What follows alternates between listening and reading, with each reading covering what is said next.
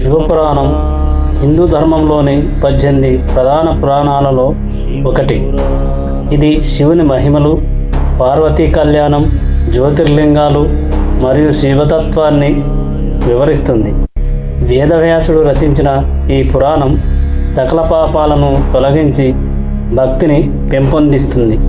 ఇది 7 సంహితలు మరియు 24,000 శ్లోకాలతో కూడిన శైవ సాహిత్య సారం.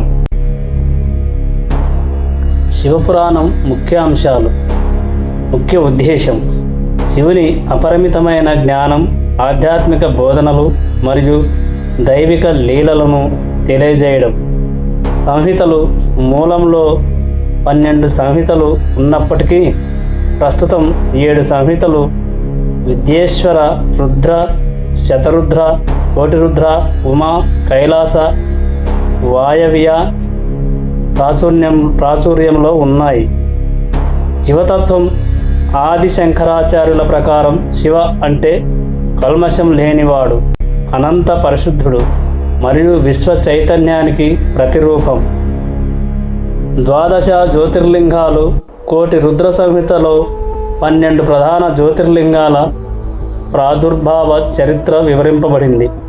అర్ధనారీశ్వరుడు శివుడు సగం పురుషుడు, సగం స్త్రీ రూపుడు శివశక్తి అని ఈ పురాణం తెలియజేస్తుంది. శివపురాణ పారాయణం లేదా శ్రవణం వల్ల మానసిక ప్రశాంతత, భక్తి మరియు శివానుగ్రహం కలుగుతుందని శివభక్తుల నమ్మకం. శివపురాణం 15వ భాగం. సప్తఋషులు పార్వతిని పరీక్షించుట. భక్తవత్సలుడైన శంకరుడు దేవకార్యాన్ని సిద్ధింపచేయాలని సంకల్పించి సప్తఋషులను స్మరించాడు. వారు వచ్చి ఉచిత రీతిన స్తుతించి కర్తవ్యాన్ని చెప్పవలసిందని కోరగా శివుడు వారికి పార్వతీ వృత్తాంతాన్ని సమగ్రంగా చెప్పి ఆమె మనస్సు యొక్క దృఢత్వాన్ని పరీక్షించి విన్నవించవలసిందిగా ఆజ్ఞాపించాడు. మునులు శీఘ్రంగా గౌరీ శిఖరానికి చేరుకొని ఆమె తపోనిష్టకు విస్మతులై స్తుతించి ఏ పరమార్థాన్ని ఆశించి ఇంతటి ఉగ్రతపస్సుకు పూనుకొన్నావని ప్రశ్నించారు. దానికి ఆమె బ్రాహ్మణ వేషధారులైన సప్తఋషులకిలా సమాధానమిచ్చింది: ఓ బ్రాహ్మణోత్తములారా, మీరు పరిహాసం చేయకుండా వింటే చెబుతాము. నా మనస్సు నీటిపై మహాప్రసాదాన్ని నిర్మింపగోరుతున్నది. రెక్కలు లేని నా మనస్సునే పక్షి హఠాత్తుగా ఆకాశంలో విహరిస్తున్నది. నా మనస్సు నా వశంలో లేదు. అసంభవమైన కర్మలను ఉపేక్షిస్తున్నది. రుద్రుణ్ణి భర్తగా పొందాలనే కోరికతో దేవర్షి అయిన నారద వచనానుసారంగా ఈ తపస్సును చేస్తున్నాను.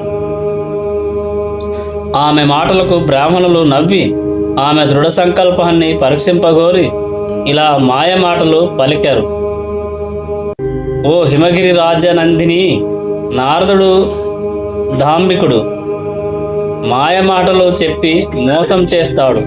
దక్షిణి కుమారులకు మాయమాటలతో వైరాగ్యాన్ని బోధించి కొడుకులను తండ్రికి అక్కరసు రాకుండా చేశాడు. వారంతా భిక్షుకులయ్యారు. చిత్రకేతుడనే గంధర్వునికి ఉపదేశం చేసి వాడి ఇల్లు గుల్ల చేశాడు. ప్రహ్లాదునకు హరిభక్తిని ఉపదేశించి తండ్రి కొడుకుల మధ్య చిచ్చు రేపాడు. నారదుడు ప్రకాశమానమైన దేహం కలవాడే కాని మనస్సు మాత్రం మలినం.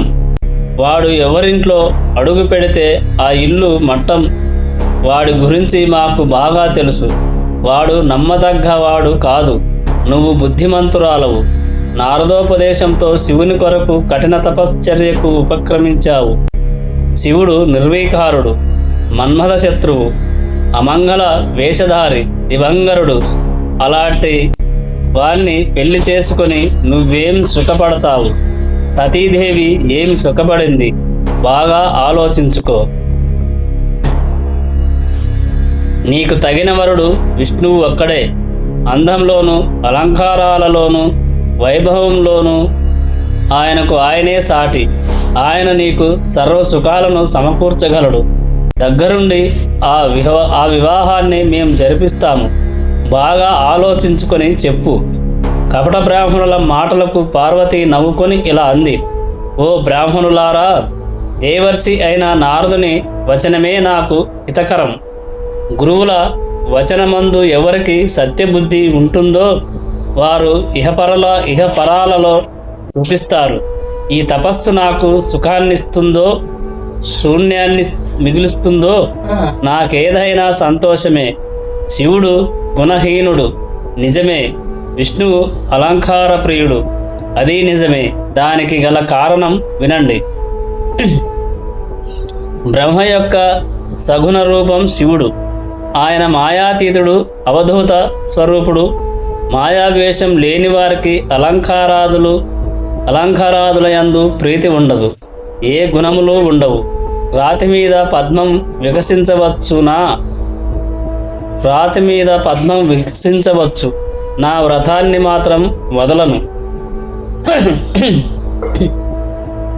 అలా పలికి పార్వతి మౌనాన్ని వహించగా మహర్షులు ఆమెకు జయము కలుగుగాక అని ఉత్తమ ఆశీర్వచనాన్ని పలికి శివలోకానికి వెళ్ళి ఆ వృత్తాంతాన్ని నివేదించి తదుపరి తమ లోకానికి చేరుకున్నారు.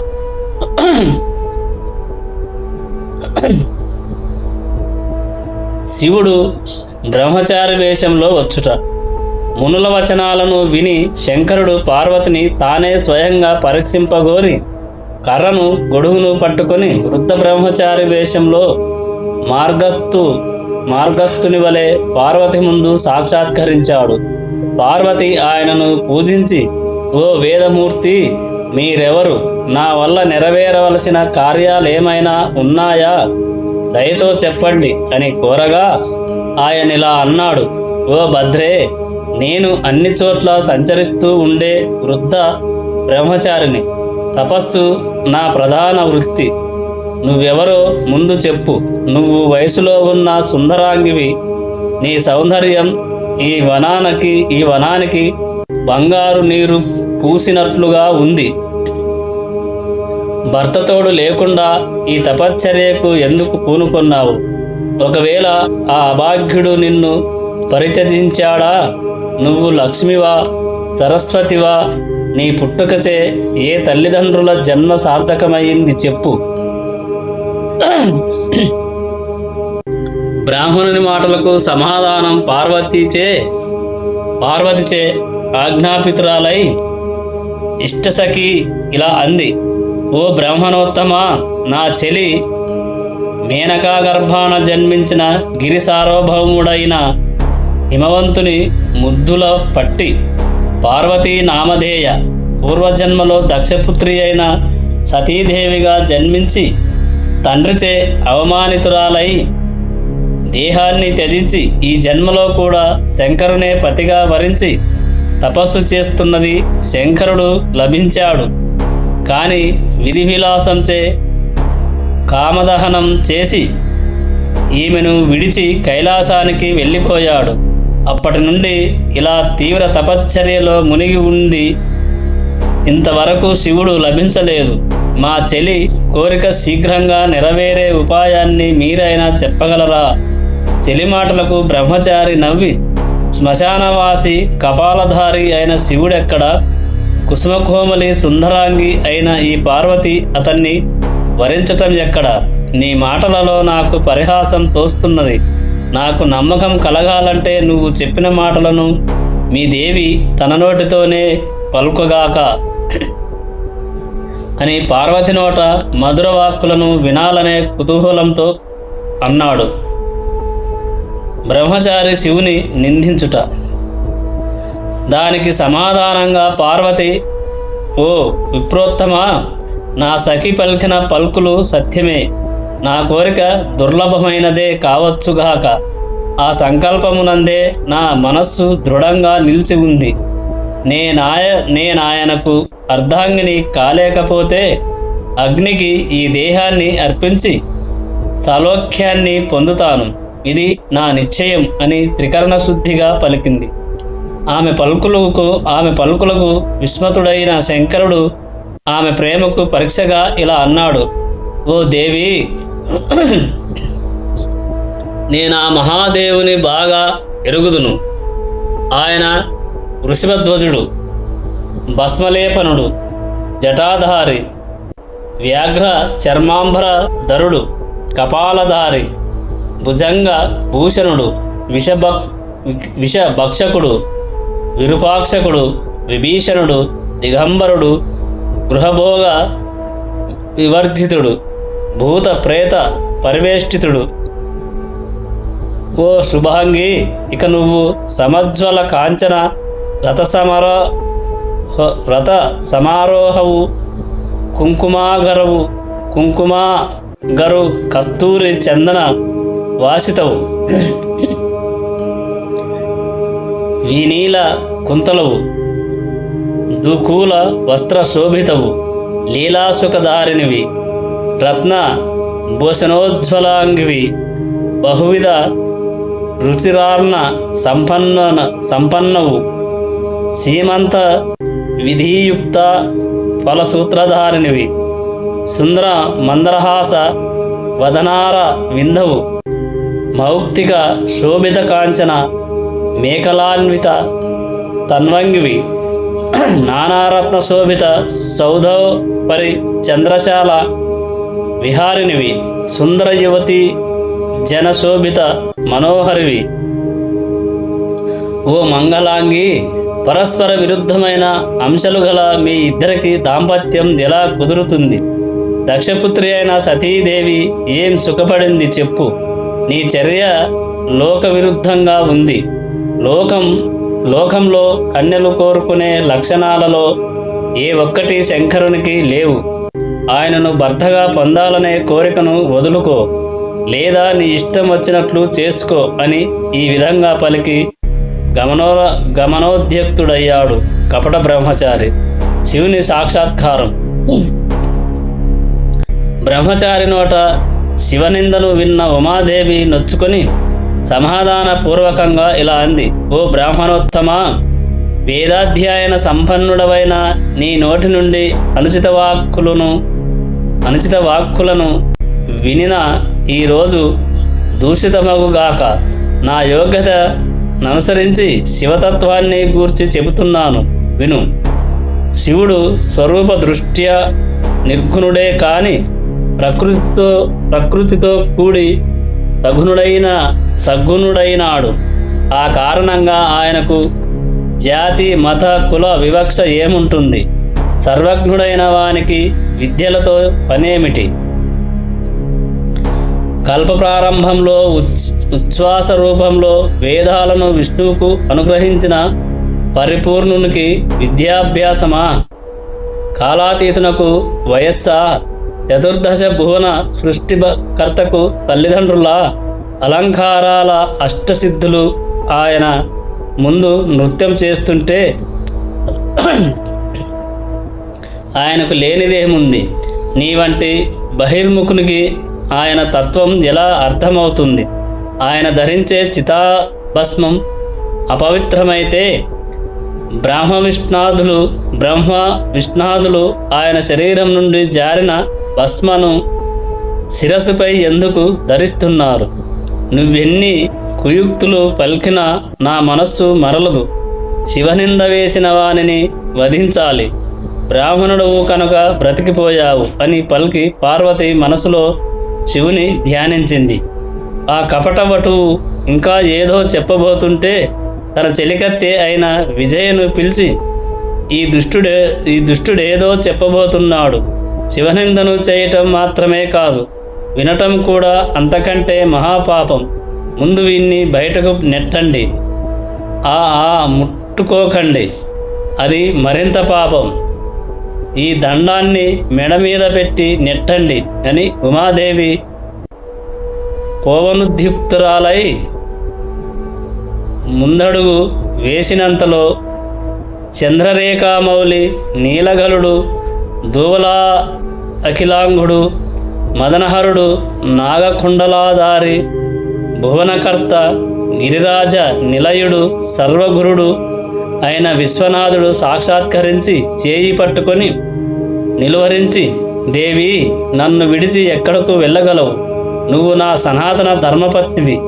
నీ తపస్సుకు నేను అమ్ముడుపోయాను, ప్రసన్నుడనయ్యాను.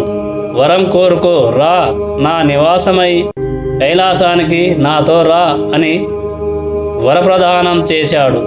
గిరిజకు తపక్లేశం మాయమైంది. పార్వతి సంవాదం. అంత మహాసాధ్వి అయిన ఉమ సంతోషంతో వికసించిన కన్నులు గలదై ఇలా అంది, ఓ దేవదేవా, నువ్వు కృపాపరుడవైతే నన్ను వివాహం చేసుకో. నీ అనుజ్ఞ అయితే నేను నా పితృగృహానికి వెడతాను.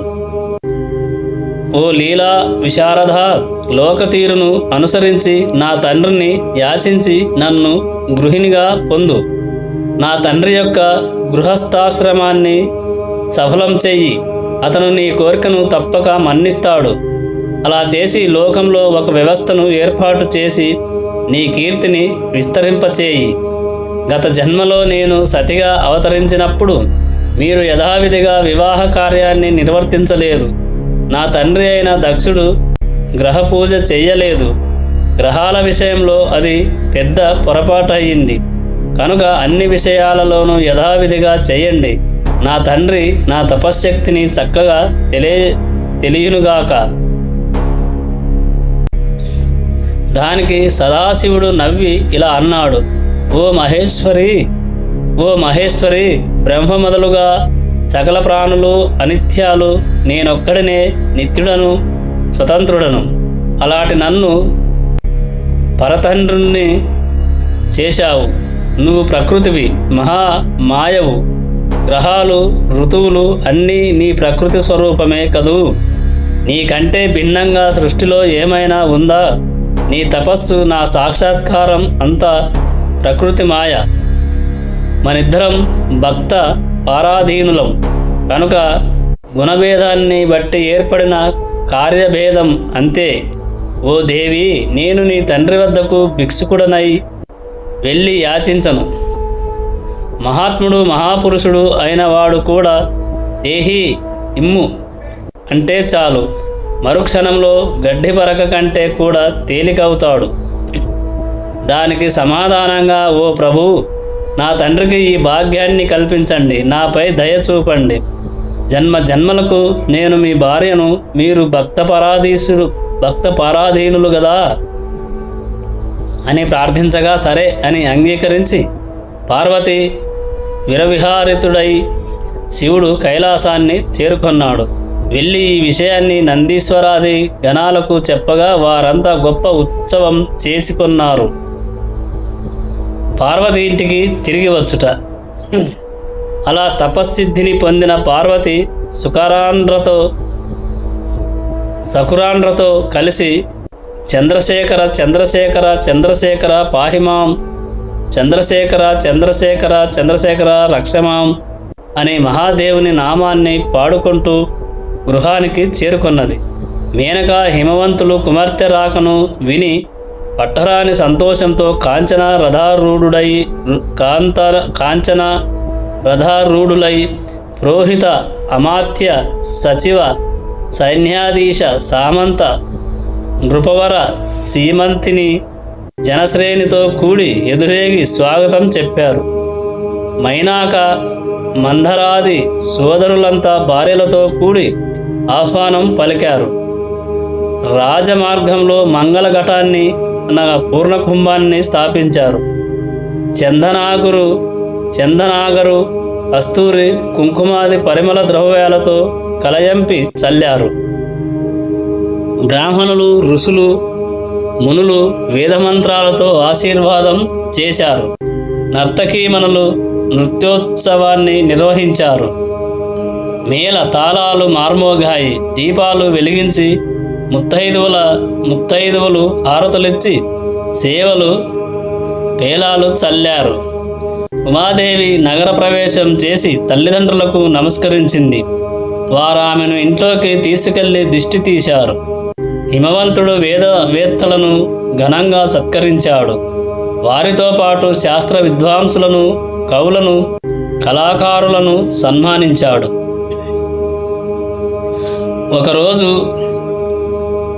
ఒక రోజున పార్వతరాజు స్నానానికై గంగా నదికి వెళ్ళాడు. గిరిజాదేవి తల్లితో కుటుంబ సభ్యులతో కూడి వీధి అరుగుపై కూర్చొని ఉంది. నటరాజైన శివుడు నటుని రూపంలో సాక్షాత్కరించాడు. ఎర్రని వస్త్రం, ఎడమ చేతిలో కొమ్ము, బుర్ర, కుడి చేతిలో ధమురకం, భుజంపై కంబలి, బుడబుక్కలవాని వేషంలో వచ్చి బురాను ఊదుతూ డమురకాన్ని మ్రోగిస్తూ పాటలు పాడుతూ అనేక కథలను చెప్పి నాట్యం చేస్తూ అక్కడి వారందరినీ తన విద్యలచే సన్మోహితులను చేశాడు. అందరూ ఆనందించారు. దుర్గాదేవి పూర్వజన్మ సంస్కారం చేత ఏవో స్మృతులు చుట్టుముట్టగా క్రమంగా స్మృతి తప్పింది. ఎదుట శంకరుడు సాక్షాత్కరించగా నమస్కరించి, స్వామి చేపట్టి నన్ను అనుగ్రహించు అని కోరింది. మేనకాదేవి బంగారు పాత్రలో రత్నాలు పోసి భిక్షుకునకు ఇయ్యగా అతను పార్వతిని భిక్షగా కోరాడు. మేనకాదేవి ఆశ్చర్యాన్ని, కోపాన్ని పొంది భిక్షుకుని నిందించి, ఈ ముష్టివాన్ని నగరం వెలుపలకి వెళ్ళగొట్టండి అని భటులను ఆజ్ఞాపించింది. ఇంతలో హిమవంతుడు వచ్చి జరిగిన దానిని తెలుసుకొని కోపావిష్టుడయ్యాడు. ప్రభువుల ఆజ్ఞ మేరకు భటులు యాచకుని రూపంలో ఉన్న శివుని బంధించబోయారు. కానీ అగ్ని సదృశుడైన ఆయనను తాకలేకపోయారు. పరమేశ్వరుడు అక్కడికి వారందరికీ ఒకసారి విష్ణువు రూపంలోనూ మరోసారి బ్రహ్మ రూపంలోనూ సాక్షాత్కరించాడు. వెంటనే ఆదిత్య రూపంలో గోచరించాడు. పార్వతీ సహితుడై రుద్ర రూపంలో కనిపించాడు. తిరిగి శివుడు భిక్షుక రూపాన్ని పొంది పార్వతిని భిక్షగా యాచించిన శివమాయ మోహితులైన మేనక, హిమవంతులు ఆయన కోరికను మన్నించలేదు. వెంటనే శివుడు అంతరార్థనమయ్యాడు. తదుపరి వారికి జ్ఞానోదయమై శివప్రభువు మనలను కన్ను కప్పాడు అని అప్పుడు అనుకున్నారు. శివమాయ నడిచిన వృత్తాంతమంతా నమ్మకంగా తెలిసిన దేవతలు ఒక విషయంలో వారిలో వారు ఇలా ఆందోళన చెందారు. పరమేశ్వరుడు పార్వతి పాణిగ్రహణం చేయటం సత్యం. హిమవంతుడు ఇష్టపూర్వకంగా కన్యాదానం చేస్తే దాని పుణ్యఫలంగా శివలోకంలో సారూప్యాన్ని పొంది ఆపై ముక్తిని పొందుతాడు. అనంత రత్నధార భూతుడైన అతడు ఆత్మ భూలోకాన్ని విడిచి వెళితే భూమికి రత్నగర్భ అనే నామం నిరర్ధకమవుతుంది. ఈ భరతఖండం తన పవిత్రతను కోల్పోతుంది. అలా కాకుండా అయిష్టంగా కన్యాదానం చేస్తే అతను ఆత్మ ఇక్కడే ఈ భరత భూమి మీదే చిరకాలం ఉంటాడు. కనుక అతని మనస్సులోని ఇష్టాన్ని విరిచేయాలి. భరత శోభినిని రక్షించాలి. ఇలా తలపోసి వారంతా బృహస్పతిని చేరి ఆయనను హిమవంతుని వద్దకు వెళ్ళి శివనిందను చేసి అతని మనస్సును విరిచి శివద్వేషం పుట్టునట్లుగా చేయమని ప్రార్థించారు. దానికి దేవగురుడు శివనామాన్ని స్మరిస్తూ చెవులు మూసుకొని, ఓ వేలుపులారా, చతుర్వేద పారంగతుడైన నాకది తగని పని. అలా చేసిన వాడు ఆత్మద్రోహి అవుతాడు. వానికి నరకమే గతి. మీలో ఒకడు వెళ్ళి మీ పని నెరవేర్చుకోండి. ఆపై సప్తఋషులు వెళ్ళగలరు. లేదా ఇంద్రునితో కలిసి బ్రహ్మలోకానికి వెళ్ళండి. ఆయన మీ కార్యాన్ని చక్కబెడతాడు అని ఉపాయాన్ని చెప్పి పంపించాడు. దేవతలంతా బ్రహ్మగారి కొలువుకు వచ్చి నమస్కరించి విషయాన్ని విన్నవించి ఈ కార్యాన్ని సఫలీకృతం చేయవలసిందని కోరారు. శివనింద అనే మాట చెవిని పడగానే వేదవక్త అయిన విధాత విలపించాడు. వత్సలారా, సంపద్వినాశ రూపం, సర్వ విపత్తులకు బీజరూపమైన శివనిందను నేను చేయలేను. మీరే కైలాసానికి వెళ్ళి శంకరుని ప్రార్థించండి అని చెప్పి పంపించేశాడు. వారంతా కైలాసానికి వెళ్ళి శంభుని స్తుతించి విషయాన్ని సాదరంగా నివేదించారు. ఆయన అమరులను నోదార్చి పంపించేశాడు. తమ కార్యం సిద్ధించిందని దేవతలు సంతోషంతో స్వస్థానాలకు చేరుకున్నారు. అంత శంకరుడు దండాన్ని, ఛత్రాన్ని, దివ్యమైన వస్త్రాలను, ఉజ్వలమైన తిలకాన్ని, మెడలో సాలగ్రామాన్ని, చేతిలో స్ఫటిక మాలను ధరించి హరినామాన్ని భక్తితో స్మరిస్తూ సభ మధ్యమందు హిమవంతుని సందర్శించాడు. గిరిరాజు మేనకా పార్వతులతో సకల బంధువర్గంతో సభ తీర్చి ఉన్నాడు. మంచి వేషభూషణలతో మనస్సును ఆకట్టుకునేటట్లుగా ఉన్న బ్రాహ్మణ వర్చస్సుతో సభలోకి ప్రవేశించిన వైష్ణవోత్తముని చూచి హిమవంతుడు సపరివారంగా లేచి నిలబడి సంభ్రమాశ్చర్యాలతో స్వాగత సత్కారాలను అనురించి సాష్టాంగ నమస్కారం చేశాడు. కపట వైష్ణవుని గుర్తించిన శైలసుత మనసులోనే షోడాశోపచార పూజా విధానాలతో నాదుని అర్చించి నమస్కరించింది. నాగాధీపుడు అతిథిని కుశలాధిక మడిగి, స్వామి, నే చేయవలసిన కర్తవ్యాన్ని ఆజ్ఞాపించండి అని కోరగా ఆ విప్రుడు ఇలా అన్నాడు. ఓ గిరి సార్వభౌమ, నేను బ్రాహ్మణుడను, వైష్ణవుడను, బుధ సద్ధముడను, జ్యోతిష వృత్తిని చేపట్టిన వాడను. భూమండలమంతా తిరుగుతూ ఉంటాను. నేను స్వేచ్ఛాజీవిని, స్వతంత్రుడను, సర్వగామిని, సర్వాంతర్యామిని. గురువానుగ్రహంచే నాకు సర్వము తెలుసు. నేను శుద్ధాత్ముడను, నిర్వీకారుడను, మీదు మిక్కిలి దయా సింధువును, పరోపకారిని, మంచి లక్షణాలు కలిగి లక్ష్మీదేవి వంటి అందమైన నీ కుమార్తెను ఆ విరూపాక్షునికిచ్చి వివాహం చేయబోతున్నారని తెలిసింది. ఆ శ్మశానవాసికి ఈ సర్వమంగళనిచ్చి పాణిగ్రహణం చెయ్యటం శ్రేయోదాయకం కాదు సుమా. నువ్వు నారాయణుని కులంలో పుట్టిన వాడివి. ఎలా చూచినా నీ ఇంటి అల్లుడు కావటానికి తగిన అర్హతలలో ఒక్కటీ లేదు. ఆ ఆది భిక్షువుకు అయినా ఇంట్లో అందరినీ అడిగి చూడు. పార్వతిని మాత్రం అడగకు. ఎందుకంటే రోగికి ఔషధం, పథ్యం రుచించవు. రోగాన్ని వృద్ధి చేసే అబద్ధ్యాహారం మాత్రమే రుచిస్తుంది. ఇలా చెప్పి నిష్క్రమించాడు కపట వైష్ణవుడైన శంకరుడు. సప్తఋషుల రాక. కపట వైష్ణవుని మాటలను విన్నది మొదలు మేనకాదేవి హృదయం దుఃఖభారంచే నిండిపోయింది. ఒక రోజున కుమిలిపోతూ భర్తను సమీపించి ఇలా అంది. నాథా, సుకుమారి శుభలక్షణ అయిన నా కుమార్తెను కురూపి పిశాచ గణాధిపతి అయిన ఆ రుద్రునికిచ్చి వివాహం చేయటానికి నేను అంగీకరించను. మీరు నా మాటను వినకపోతే ఇల్లు విడిచిపోతాను, విషం రింగుతాను, లేదా ఉరేసుకు చస్తాను. అమ్మాయిని త్రాడుతో మెడకు కట్టుకొని సముద్రంలో మునుగుతాను. ఇలా రోషంతో తీక్షణంగా పలికి కోపగృహానికి వెళ్ళి ఆభరణాలను విసిరికొట్టి ఏడవటం మొదలుపెట్టింది మేనక. అక్కడ కైలాసంలో శంకరుడు సప్తఋషులను స్మరించగా అపరకల్ప వృక్షముల వంటి ఆ ఋషులు మరుక్షణంలో ప్రత్యక్షమయ్యారు. అపరసిద్ధి వలె ఉన్న అరుంధతి కూడా వచ్చింది. వారందరూ ఈశ్వరుని స్తుతించి, శంకరా, నీ నామస్మరణ మాత్రం చేతనే మహాపాతకాలు నశించి ఉత్తమలోకాలు సిద్ధిస్తుంటే అలాంటి నువ్వు మమ్ములను